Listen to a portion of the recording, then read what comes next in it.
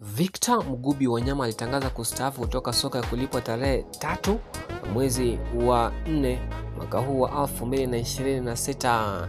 Nyota yake ya soka ilianza kung'aa tangia akiwa kijana na baadaye akapanda hadi kucheza soka ya kulipwa katika vilabu mbalimbali barani Ulaya na Amerika. Katika maisha yake ya soka, Wanyama alichezea vilabu kadha wa kadha ikiwemo klabu moja kule nchini Belgiji, Celtic FC, Southampton FC, Tottenham Hotspur na klabu moja kule nchini Canada.